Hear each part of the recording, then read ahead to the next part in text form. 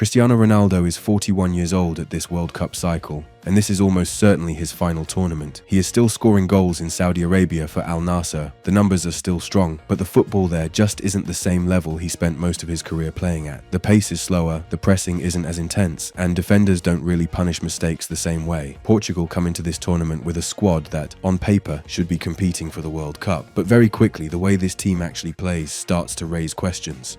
This Portugal side is stacked in almost every area. At the back, Ruben Dias gives them control and stability. João Cancelo and Nuno Mendes give them full-backs who can push forward, step into midfield, and still get back in transition. In midfield, Bruno Fernandes is the main creator. Bernardo Silva keeps the ball moving under pressure. Vitinha connects everything, and João Neves adds energy and pressing. In attack, Leão gives them pace. Ramos is the central striker. Felix drops between the lines and links play. Even the bench is strong. They can rotate players and still look like the same level of team. So when you watch them, it's clear this is not a side that depends on one player. They can play through midfield, they can play wide, they can move the ball quickly, and they can create chances in different ways. Most of the time it looks exactly like that, but the closer they get to goal, something changes. Build-up is fine, midfield control is fine, but once they reach the edge of the box, the rhythm slows down, the ball goes wide more often, crosses start coming in, and the final action tends to look the same. It ends up in one place, Cristiano Ronaldo, not once in a while. It becomes the default option when attacks reach that point. So instead of multiple players attacking different spaces, the move often gets simplified into one idea.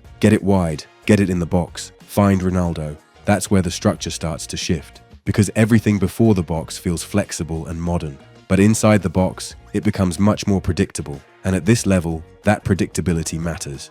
Against DR Congo, Portugal scored early and looked comfortable. At that point, it felt like the game would open up, but it didn't really go that way. DR Congo started winning more duels, getting into the game physically, and forcing Portugal into more direct play. As the match went on, Portugal's attack became simpler, fewer midfield runners arriving late, less rotation in the final third, more direct balls into the box. And again, the main target was Ronaldo, cross after cross, looking for the same finish. Portugal still had control of the ball for large parts of the game, but the most important moments became easier to read.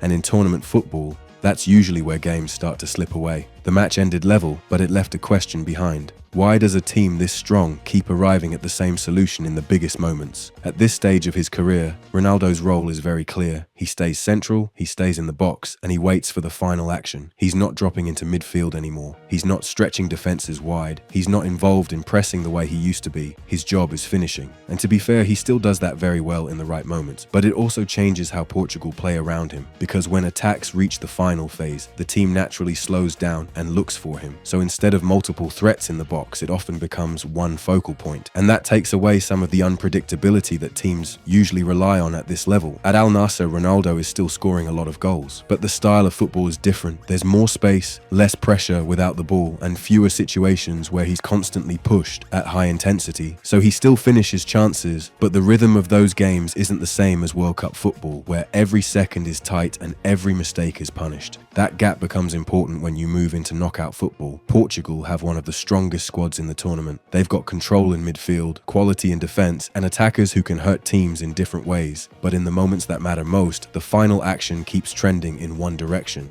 Cristiano Ronaldo, and that's where the real tension sits, because everything before the box looks like a top-level modern team, but the final decision in attack often becomes the same. So the question isn't whether Ronaldo can still score. He can. It's whether Portugal can actually win a World Cup when so many of their biggest moments end the same way, and whether at this stage they're still building a team or still relying on a moment from the past to carry them through the future. Because if that balance is off, it doesn't just slow a team down, it ends their tournament.